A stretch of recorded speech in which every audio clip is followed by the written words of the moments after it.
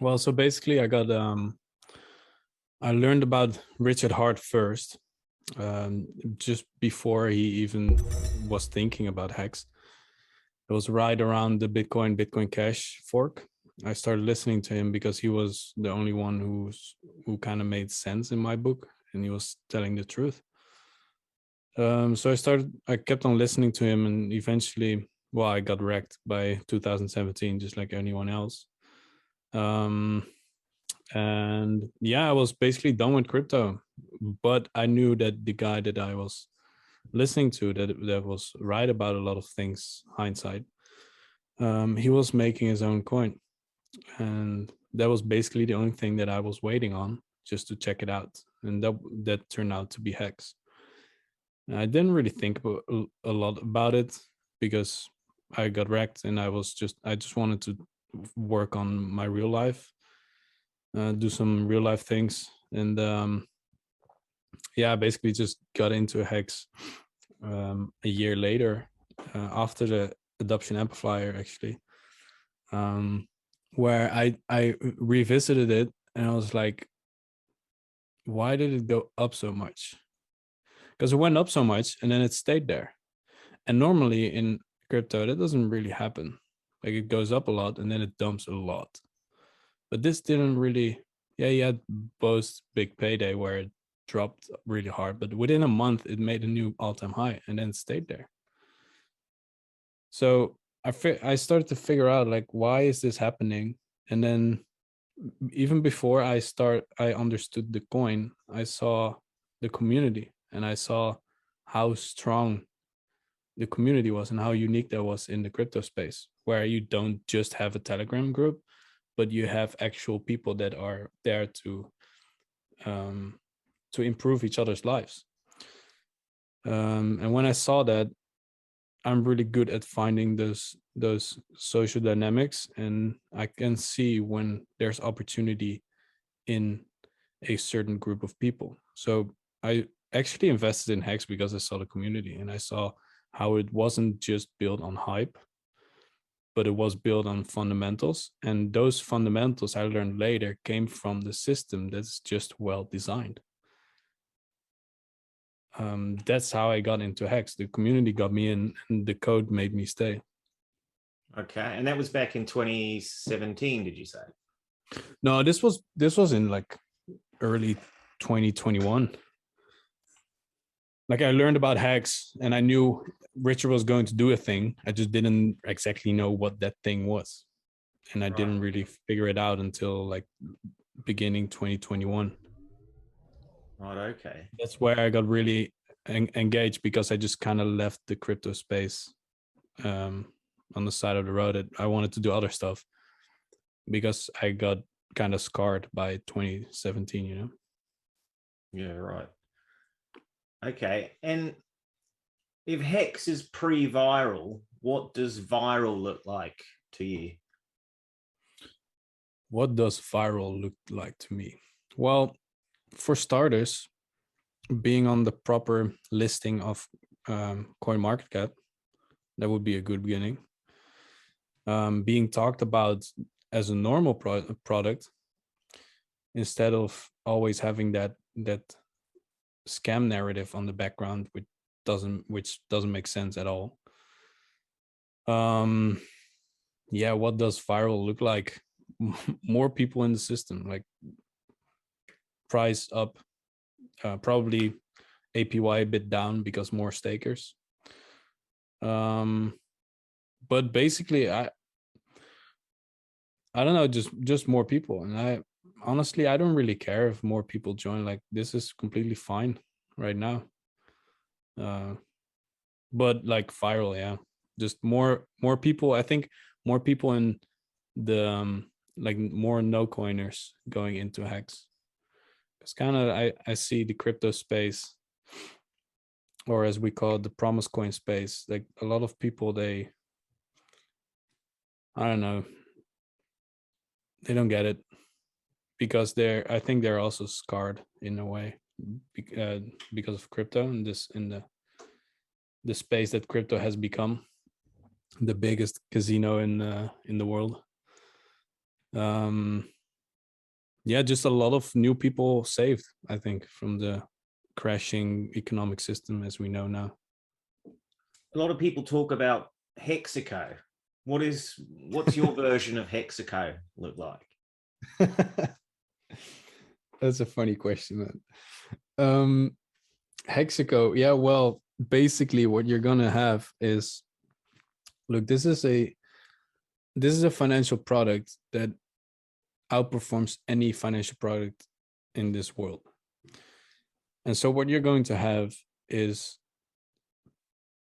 people that identify themselves as a certain group, as the Hexicans, that have the values of good people, that want to help other people and want to improve this world. These people are going to be the ones that are going to be the most wealthy people on this planet. And so what you're going to have is a concentration of people that want the best for this world, that have the means to help this world, and the will and the connections. And so Hexico isn't maybe even one place, but it's going to be a network of places in this world where things are going to be done differently. The way I see it in the future is the country. What are countries nowadays? Like, they're just some groups that have their own rules, and history kind of binds everyone together in the country and in the language, but basically borders are non-existent anymore. And what you're going to have is a really big group of wealthy people that are going to redefine the world as we know it now, but in a better way, because everyone is sick and tired of how this world is being run right now. That's what I think. So that's yeah, okay, I understand. Hexico will be more of a planet than a country. Yeah, you could say it like that. Like, you could, I'm not, like, it's a concept, right? It's an idea.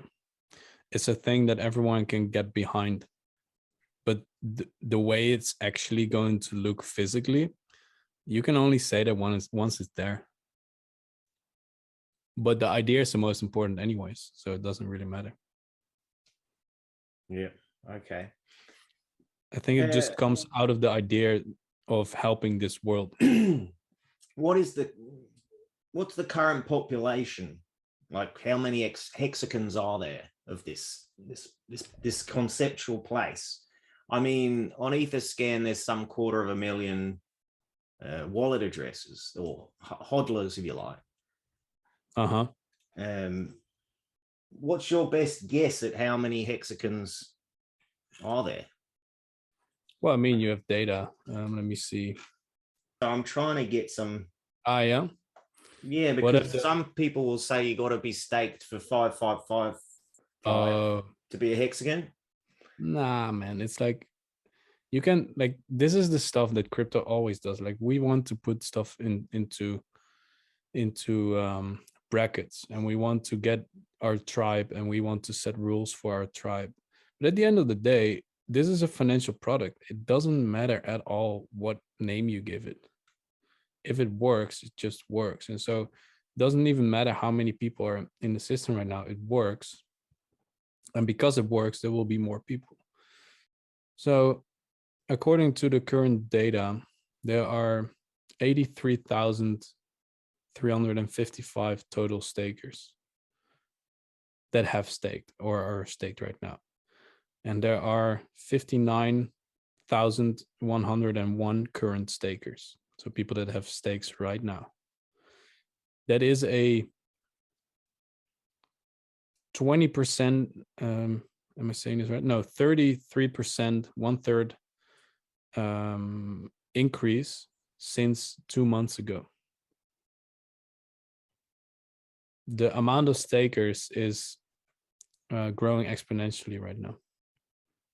And I don't care who you call a Hexican or whatever. I just care about, do people see how big of an opportunity this is? Because again, like what you are going through on Twitter, where people give other people all kinds of names or all kinds of social dynamics are going on, it doesn't really matter. And like I said on Twitter as well, the people that are quote unquote haters, like, it's weird, because why would you hate on code that just works? Yeah, I mean, that's why I'm curious to get to the bottom of where all this Yeah. hate comes from, because clearly Richard plays a role somewhere along the line there, given he's been around a lot longer than Hex, you know. Mm. It appears like he's ruffled a few feathers in the community, the wider, broader crypto community by introducing Hex, and I'm really curious why that is. I think it's because the way he acted and acts, and also the way he launched Hex. I can remember on a stream, he actually said, I made it look like a scam because I want to save people from the actual scams. And a lot of people don't understand that, but to me, that makes perfect sense.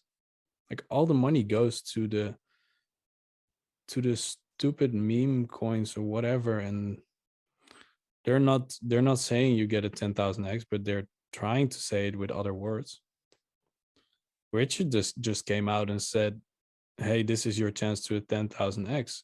And the cool thing is, he was right. Like, a few months ago, or just a month ago, or 3 weeks ago, we actually hit 10,000x. So it's not even like, what?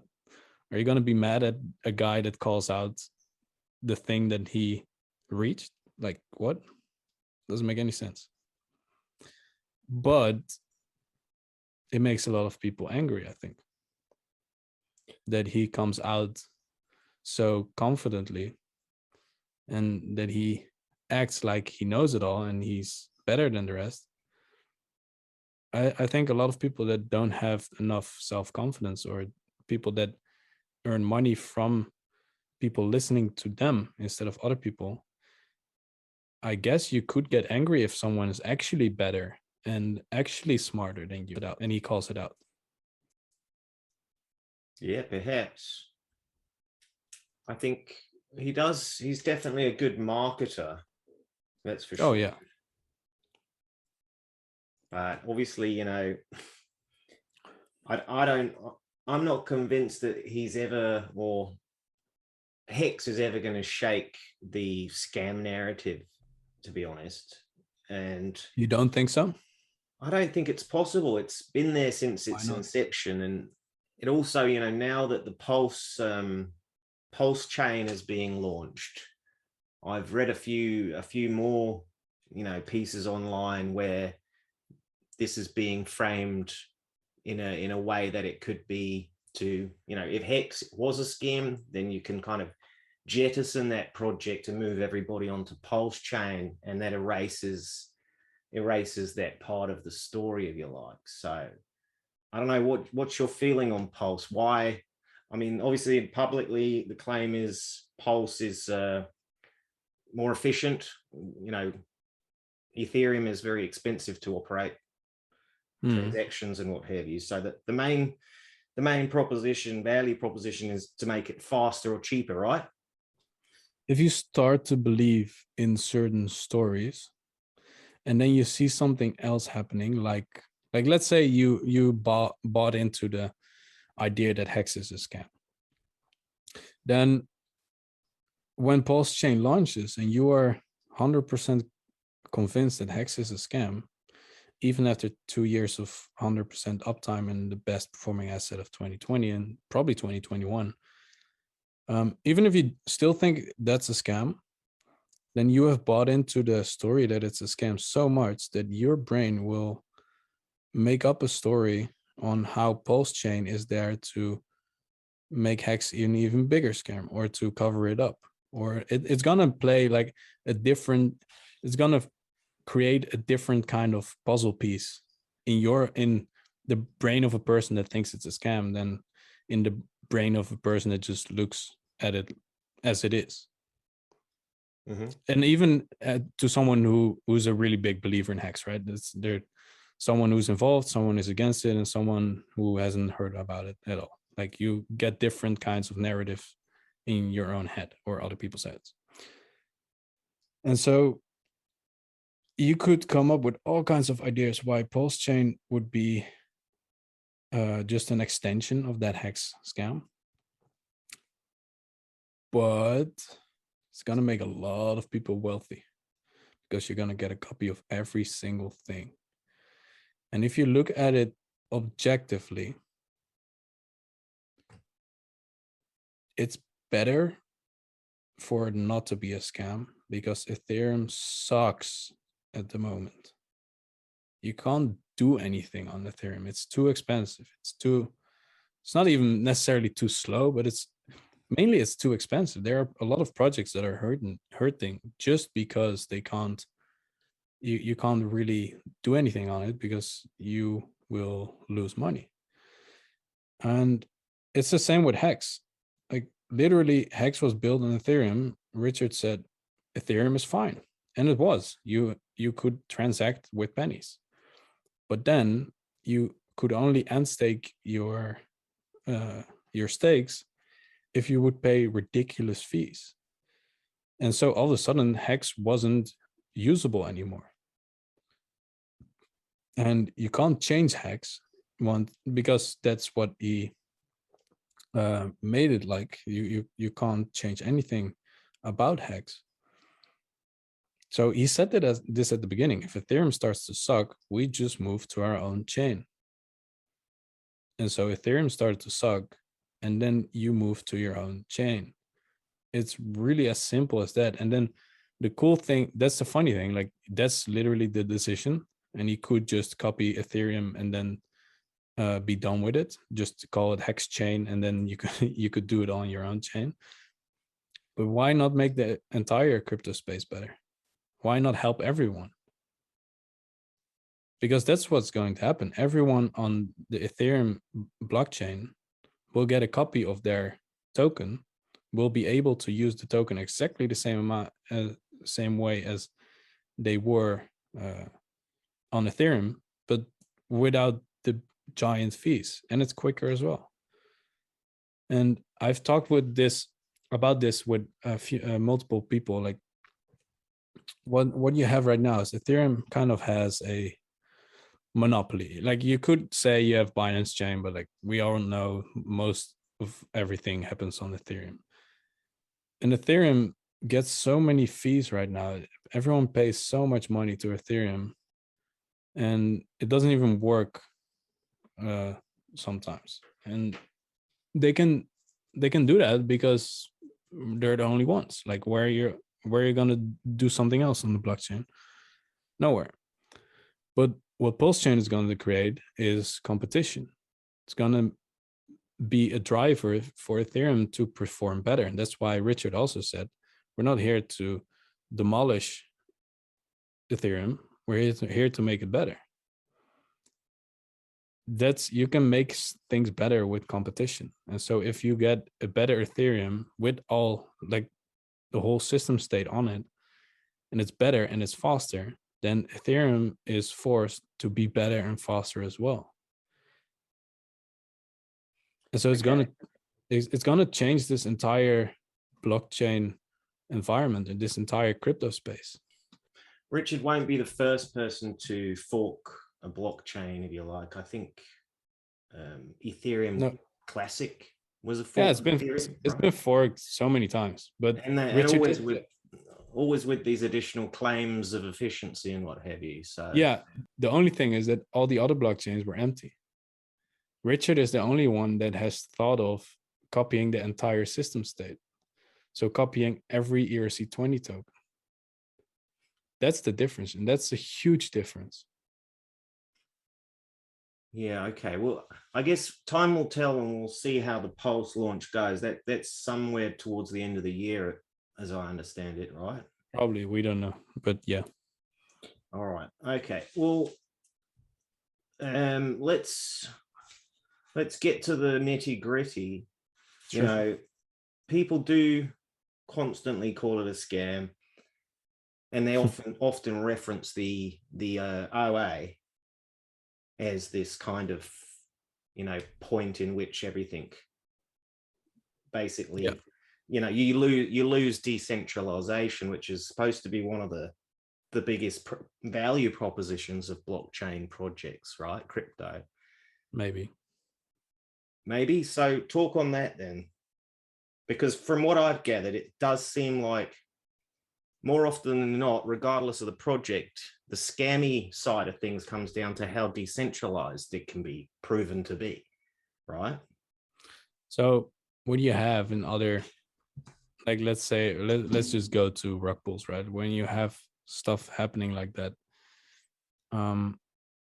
you have people dumping on the market, and that is because they can, and that is because it doesn't, like, yeah, there's no real added value to those coins. Basically, they're just ideas, and then everyone believes in it, and then you get dumped on the market, and then no one believes in it anymore because it was a scam. What's different, and I like when I got into Hex, the OA was the biggest problem for me as well. I just started to think about it, because you have to be critical of stuff like that. I started to think about it. Okay, let's talk in extremes. Let's say the OA dumps everything, just everything, and the price goes down, I don't know, 80, 90%, something like that.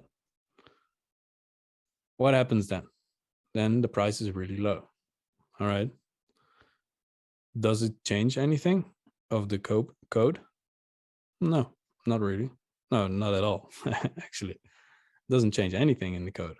The only thing that it changed was that the price is really low all of a sudden. It's basically the only thing. So what you're going to have if the OA dumps is a system that still works 100% of the time.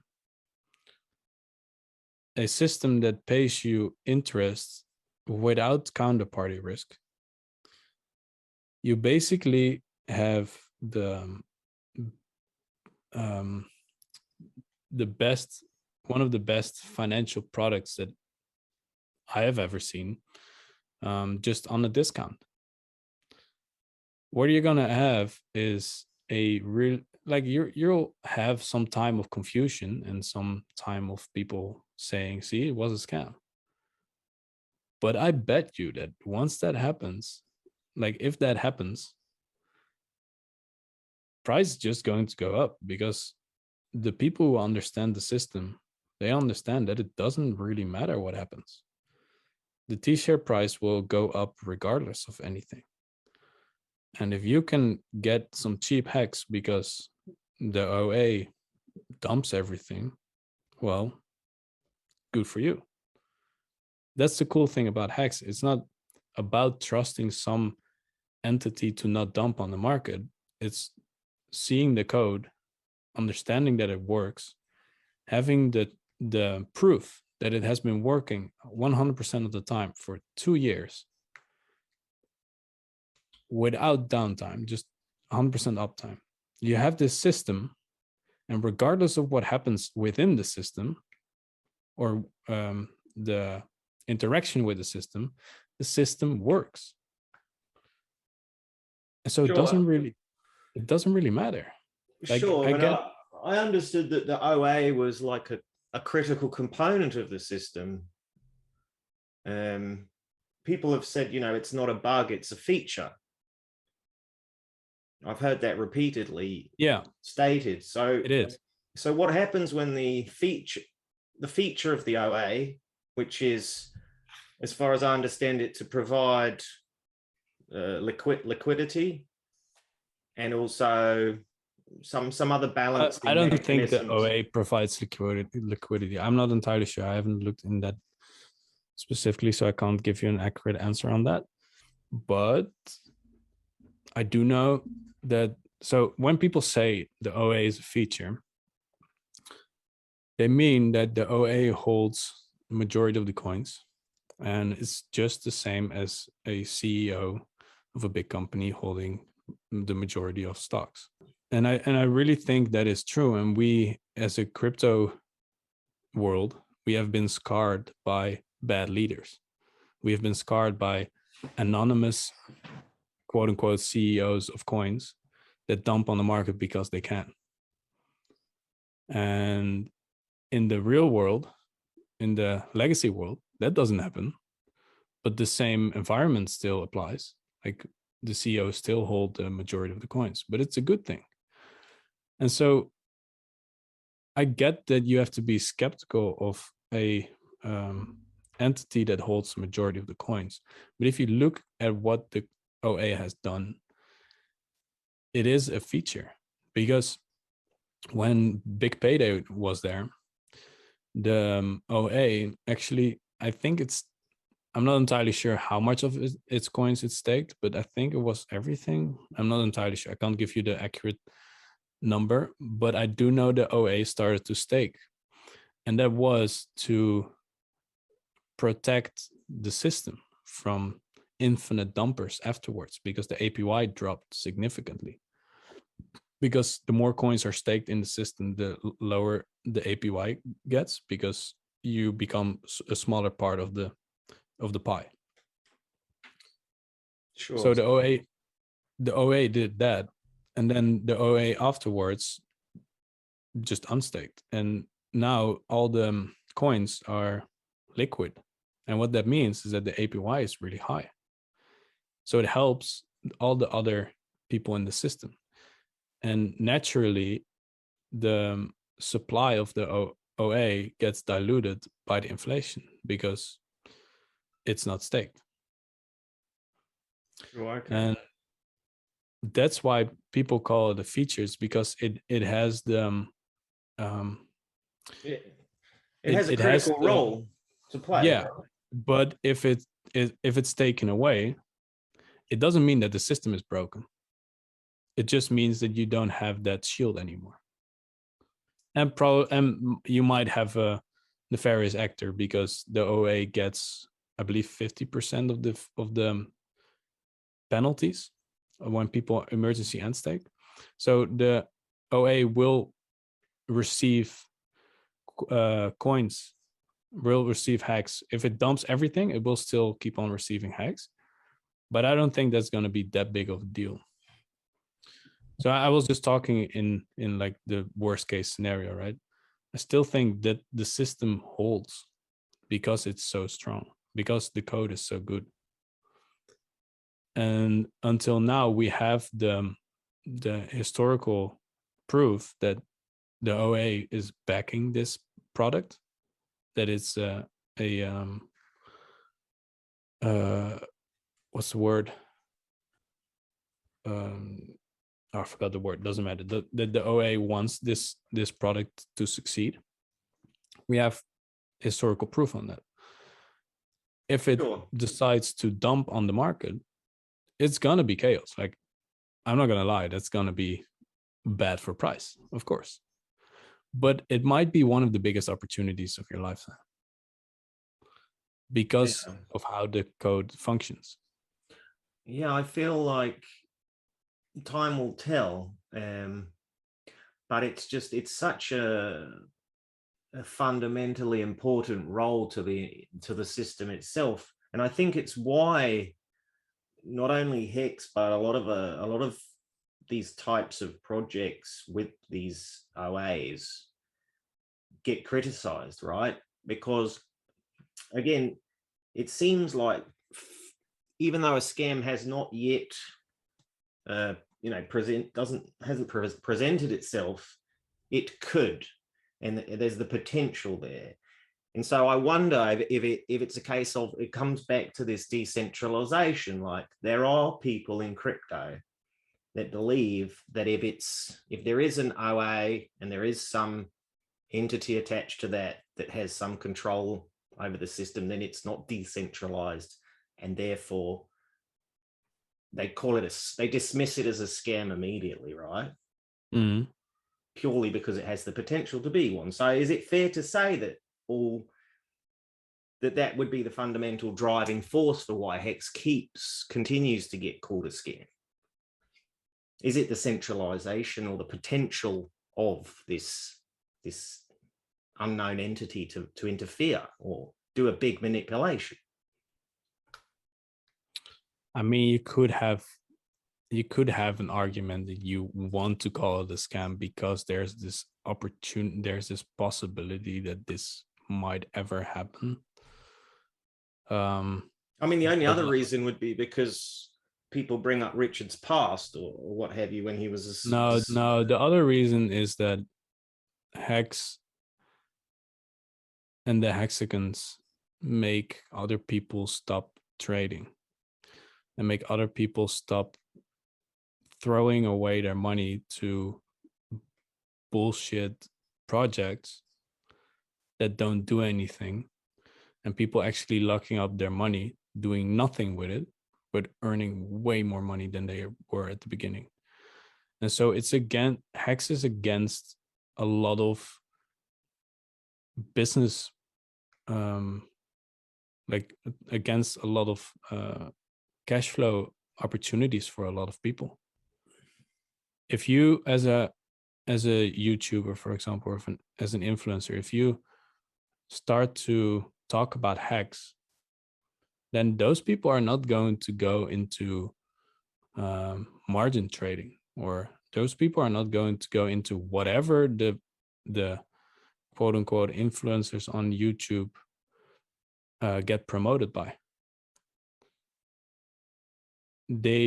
A lot of people in this really small world, actually, they all get money from margin trading platforms, from exchanges, from places where people come to lose their money.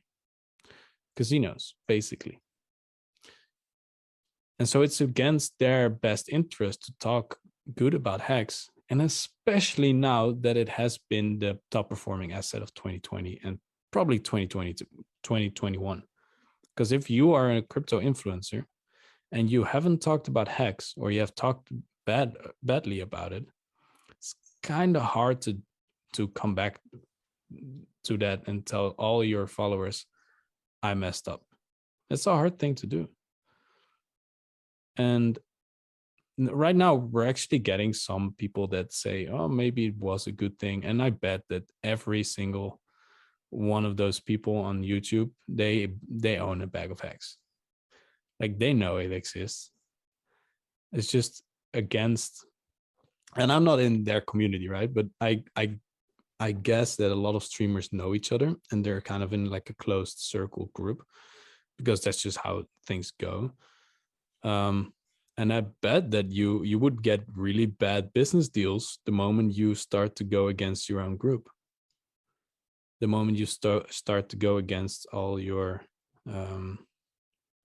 sponsors.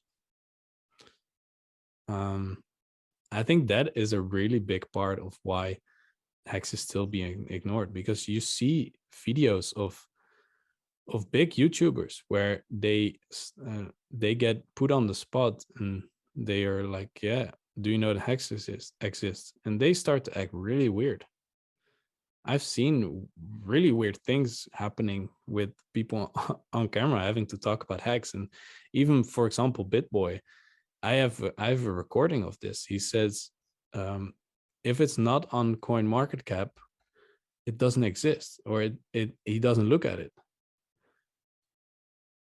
That's ridiculous if you're one of the biggest YouTube crypto streamers in the world. Ridiculous. He has teams to research stuff. So you can't be one of the biggest YouTubers with a team to research things, and he even has a bag of Hex. Like, he literally says that.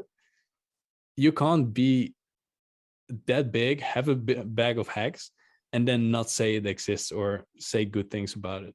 Like, he knows stuff, but he doesn't talk about it. He talks about the next scam. He talks about the next thing that's going to lose people money. What is a God whale? What is a God whale? Well, this was a bit before my time. I think the God whale bought a shit ton of Hex and made the price go up like times 5 in 2 days or something like that. That was in like, I think April of 2020 or something like that. I'm not entirely sure when it was, but you can see it on the chart. It's just one of the biggest hex holders in the system, and he keeps on buying, apparently. I'm not that big into analyzing who buys and all that, because I don't really care about it. But it is funny that people talk about him as the God Will. I mean, if I was the God Will, I would be pretty proud of myself. Whenever you buy, someone says, yeah, God Will bought. It's pretty cool. But more than that, I don't know. He just bought a lot of hex, I guess. Bitcoin, you know, I think it's like $60,000 again or something right now. Yeah, it's a lot right now. Yeah, Hexicans often are comparing Hex to Bitcoin. Why is that? Yeah, it's like Richard said it a few times, and he refers to it and he compares it as well. Like, he even have a page, I think, on the comparison of it. It's basically just marketing. It's like people understand Bitcoin, and so you relate it to the thing that people understand, and so you might get a better chance of people understanding it. But basically, Bitcoin, you can't do anything with it. It's just the price is there because people hope that it goes higher, and it's kind of just a narrative meme. Doesn't do anything. It's really expensive. It's really slow. Like, there's literally nothing you can, like, what can you do with a Bitcoin? Sell it or buy it, send it. It's basically it. Currently, The thing that gets me with crypto is that almost everything is like that, because nowadays we think, oh, this will go up in price and the narrative meme will take care of itself and it will all be great. The reason why I invested in Hex is not because I thought the narrative was great. It's because I thought the system was great. The underlying asset is great. What it does is great. And so I don't know, like, people can make all kinds of comparisons. I'm not going to do it, but like, I invest in Hex because the system is great, not because the narrative is so fun or popular. and that system, how I don't know if you've tried, but have you tried to explain it to your friends or family? Like, how do you Everyone is in Hex. Everyone around me is in Hex. Okay, not but everyone. there Almost. must be someone, if you're, you know, if they're asking you for the first time, how do you brief them without going on and on for hours? What's the quickest way to express the proposition here?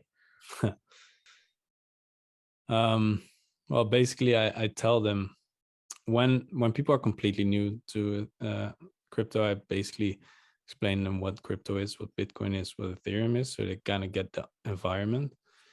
Then I start to talk about Hex and why that might be the biggest opportunity of your lifetime.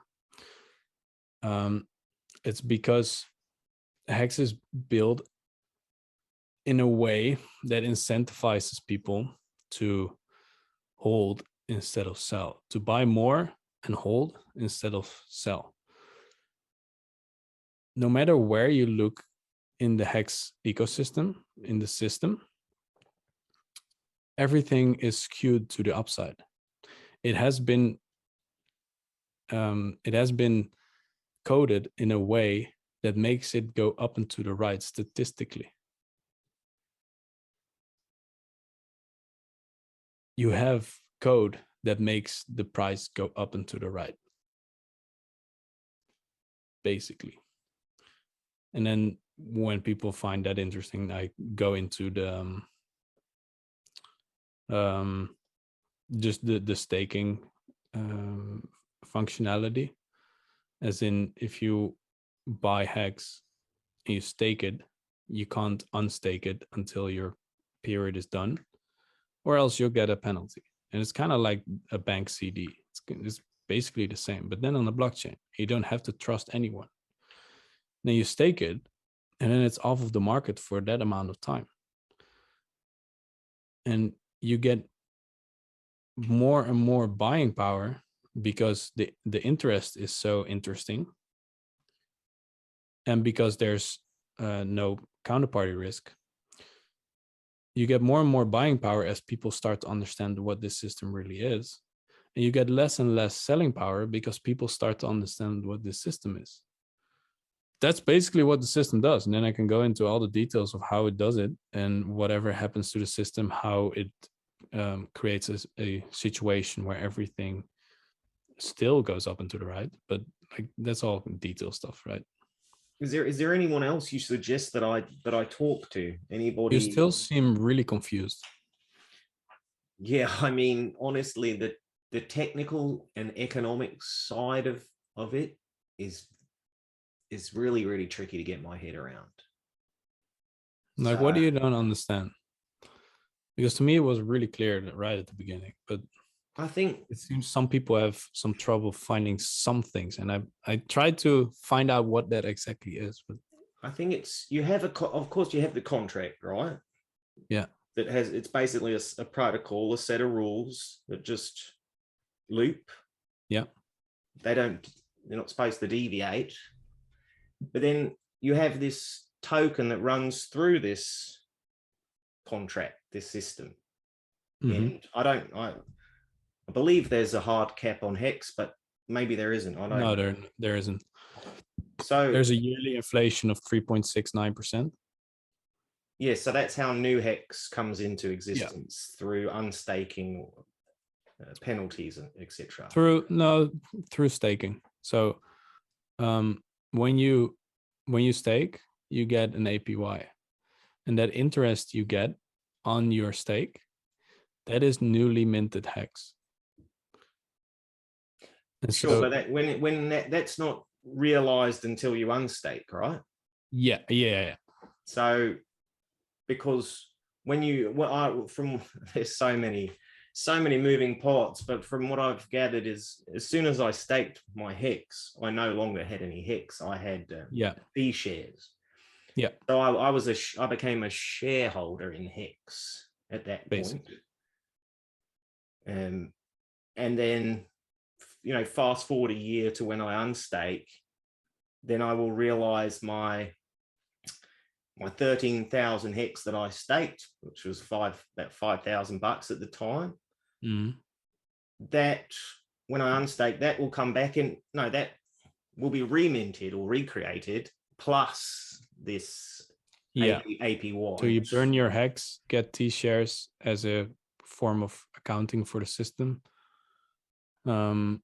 With those shares, it's calculating how much interest you get, and then once you unstake, you get your principal back with your interest, and that total amount that you unstake, that is being minted again because it got burned at the beginning.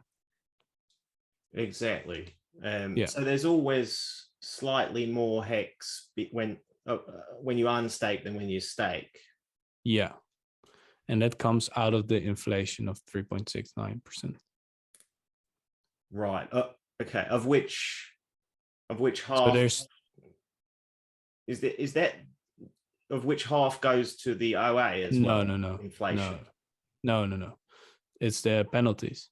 Penalties. So if you would unstake your Hex at day one, when you had a stake of a year, you would nuke your entire account. Like, you would nuke your whole stake. So you wouldn't get anything. That entire stake, the principal and the interest, becomes your penalty. And that penalty gets paid out to all the stakers and the OA. Yeah, no, I've watched quite a lot of YouTube videos on the subject, and the pieces are starting to fall into place.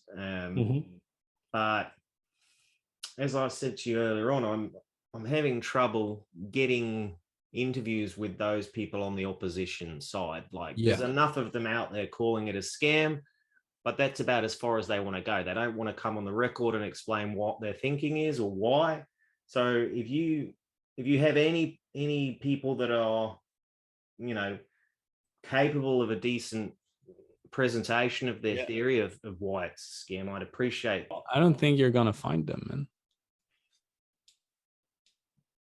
Like I haven't like you asked me if I can call up a name. Like no, I don't know. No idea.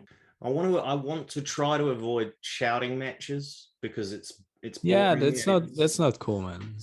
It's Doesn't kind do of anything. it's useless, isn't it? So Yeah, but and listen, it's just entertainment. But let's leave that for Richard.